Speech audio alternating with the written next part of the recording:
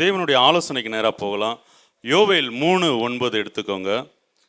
யோவேல் 3:9 என்ன சொல்லுதுன்னா, இதை புறஜாதிகளுக்குள்ளே கூறுங்கள், யுத்தத்துக்கு ஆயத்தம் பண்ணுங்கள், பராக்கிரமசாலிகளை எழுப்புங்கள், யுத்த வீரர் எல்லாரும் சேர்ந்து ஏறி வர கடவர்கள். அமேன், ஹல்லேலூயா. இதுல 3 காரியங்கள் சொல்லியிருக்கு.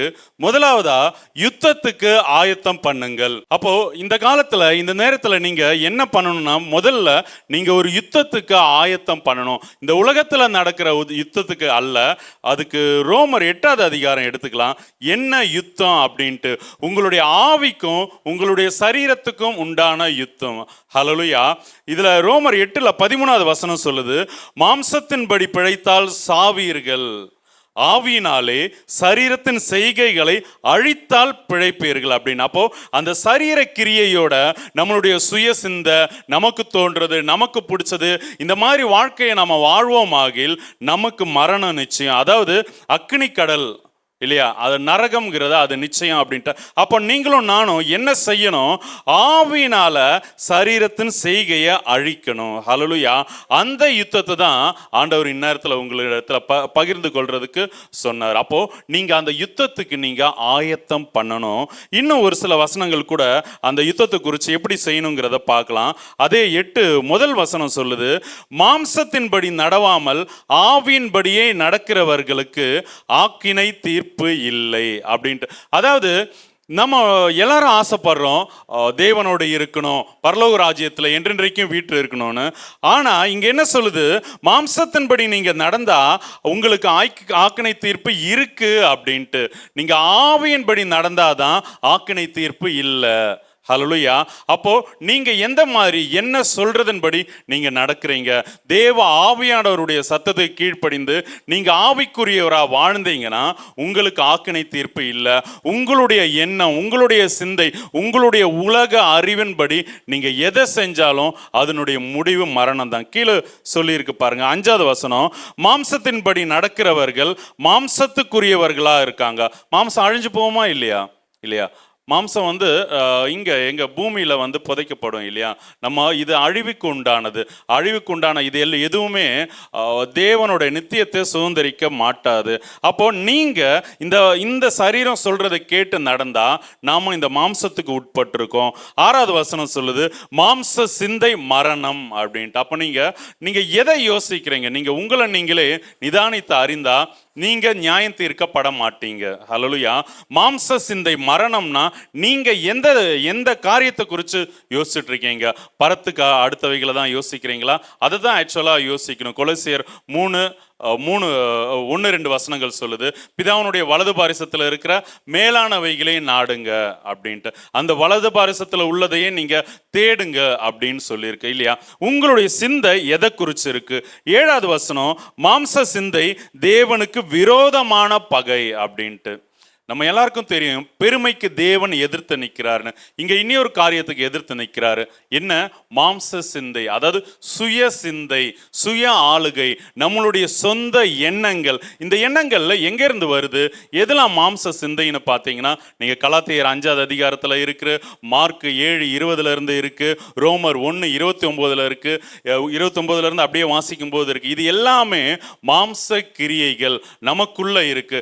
எப்படி நமக்குள்ள இருந்து புறப்படும்னா, நம்ம எதை பார்க்குறோமோ, எதை கேட்குறோமோ, இந்த கண்ணும் காதும் இன்புட் டிவைஸ் அப்படின்னு சொல்லுவாங்க.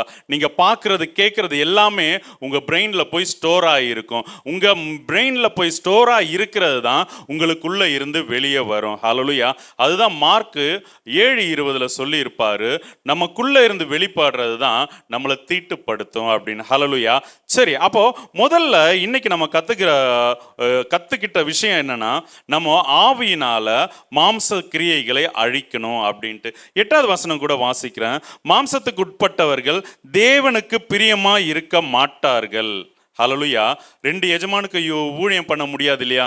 நீங்க மாம்சத்தின்படி நீங்க நடப்பீங்கன்னா, நீங்க மாம்சத்துக்கு உட்பட்டு இருந்தீங்கன்னா, உங்களால தேவனுக்கு பிரியமா ஒருபோதும் இருக்கவே முடியாது. 9வது வசனம் கடைசியில சொல்லுது, கிறிஸ்துவின் ஆவி இல்லாதவன் அவருடையவன் அல்ல அப்படின்ட்டு. அப்போ அந்த கிறிஸ்துவின் ஆவிக்கேற்ற சிந்தை, கிறிஸ்துவனுடைய சிந்தையே உங்களில் இருந்தாதான் நீங்க தப்பிச்சீங்க. நீங்க உங்க இஷ்டத்தின்படி நீங்க யோசிச்சீங்கன்னா, உங்க இஷ்டத்தின்படி நடந்தீங்கன்னா அவ்வளவுதான் வசனம் சொல்லுது. 14வது வசனம் கூட அதே, இது எல்லாம் ரோமர் 8வது அதிகாரத்துல தான் இருக்கு. 14ல சொல்லுது, மேலும் எவர்கள் தேவனுடைய ஆவியினாலே நடத்தப்படுகிறார்களோ அவங்க தான் தேவனுடைய புத்திரர்கள். இங்க இருக்கிற எல்லாமே நம்ம நினைச்சுக்கிறோம் நம்ம தேவனுடைய பிள்ளை அப்படின்னு. ஆனா தேவ ஆவியானவர் சொன்ன வார்த்தையின்படி நீங்க நடக்கிறீங்களா? நீங்க யோசிச்சு பாருங்களேன். இன்னைக்கு என்ன சொன்னாரு, என்னென்ன காரியத்தை சொன்னாரு? ஓவராலா ஊழியர்கள் சொல்லுவாங்க, ஒரு சில விஷயத்த பொதுவா சொல்லுவாங்க, இதுதான் தேவனுடைய சித்தம், இப்படிதான் நடக்கணும். இல்ல, ஒவ்வொரு நிமிஷமும் அவர் சொல்லுவார். தாவீது ஆல்ரெடி அவர் பராக்கிரமசாலியா இருக்காரு, ஆனா ஒவ்வொரு யுத்தத்துக்கும் தேவனிடத்துல கேட்கிறாரு இல்லையா? மோசே அவர் எல்லாத்திலையும் கற்று தேர்ந்தவரா இருக்காரு, ஆனாலும் ஆசாரிப்பு கூடாரம் எப்படி கட்டணும்னு தேவன் சொல்ற வண்ணமா தான் கட்டணும் இல்லையா?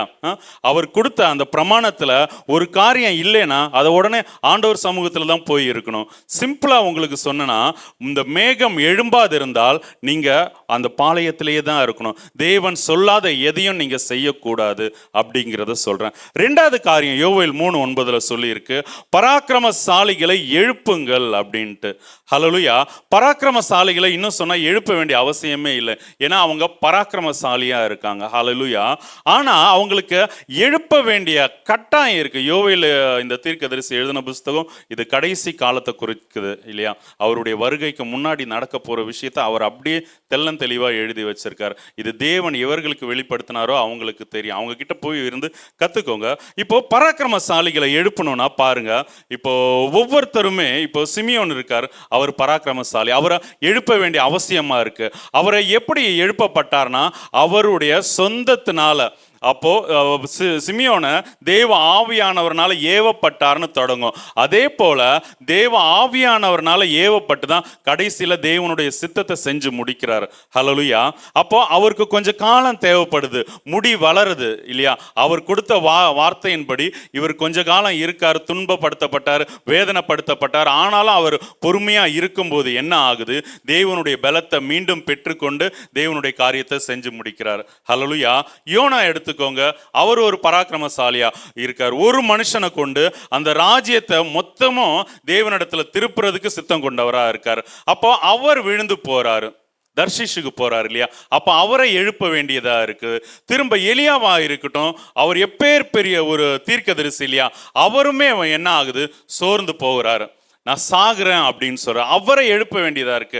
அதே போல இதுல இருந்து நம்ம என்ன கத்துக்கிறோம்னா, நம்மள நிறைய பராக்கிரமசாலிகள் இருக்கும், தேவனால் அழைக்கப்பட்டு தேவனுக்கென்று மற்றவங்களுக்காக ஜீவனை கொடுக்கவும், திறப்புல நிற்கவும், மற்றவங்களை தேவனுக்கென்று ஆதாயப்படுத்துறதுக்கும் நம்மள பலரை அழைச்சிருக்காரு. அவங்களுக்கு அது தெரியாம இருக்கும், அந்த ஒரு உணர்வு இல்லாம இருக்கும். அதுக்கு தான் நீங்க மாம்சத்தை ஆவியினால ஜெயிச்சீங்கன்னா உங்களால அந்த பராக்கிரமசாலியை எழுப்ப முடியும். இதுல இருக்கிற ஒருத்தர் இருக்கட்டும், அவங்கள எழுப்பணும், அவங்க ஆனா பராக்கிரமசாலினா அவங்களுக்கு தெரியாது. அப்போ நான் ஆவியினால மாம்சத்தை ஜெயிக்கிறவனா முதல்ல இருந்துட்டு அவங்களுக்கு தேவனுடைய காரியத்தை சொல்லும் போது, நார்மலா பேசும்போது அவங்க இருதயத்துல ஒரு ரிங்காரம் ஓடிக்கிட்டே இருக்கணும். ஐயோ, தேவன் என்ன அழைச்சிருக்காரு, இதை செய்யணுங்கிற இது எப்போ இந்த ஸ்பிரிட்ல தெரியும். இப்படி ஜெயிச்சவங்க, மாம்ச கிரியையை அழிச்சவங்க சொல்லும் போது தெரியும். அப்போ நீங்க பண்ண வேண்டிய விஷயம்னா, நீங்க ஒரு யுத்தத்துக்கு ஆயத்தம் பண்ணணும் இல்லையா? மாம்ச கிரியைகளை அழிக்கிறதுக்கு நீங்க ஆயத்தப்படணும். 2வதா பராக்கிரமசாலிகளை, உங்களை சுத்தி இருக்கிறவங்க, வீட்டில் இருக்கலாம், சபையில இருக்கலாம், இல்லை நீங்க போற வேலை ஸ்தலத்துல இருக்கலாம், அவங்களெல்லாம் எழுப்பணும். அந்த பராக்கிரமசாலிகள் எழும்பாம நமக்கு ரட்சிப்பு இல்லை ஜனங்களுக்கு. இப்ப தாவீதே விருத்தாப்பியனா இருக்கும்போது அவருக்கு அனல் உண்டாக்காம இருக்கு. அவருக்கு அனல் உண்டாகணும்னா அபிஷாக்ங்கிற சிறு பெண் வரணும். அதே போல நீங்களும் கலகம் இல்லாதவங்களா இருக்கணும். கரை திரையற்ற மணவாட்டி சபையா நீங்க இருக்கணும். தேவனுக்கு மாத்திரம் பிரியமானது நடக்கிறவங்களா நீங்க இருந்தீங்கன்னா உங்களால பராக்கிரமசாலிகளை எழுப்ப முடியும். ஹல்லேலூயா. கர்த்தர் தாமே இந்த வார்த்தைகளை ஆசீர்வதிப்பாராக. ஆமென்.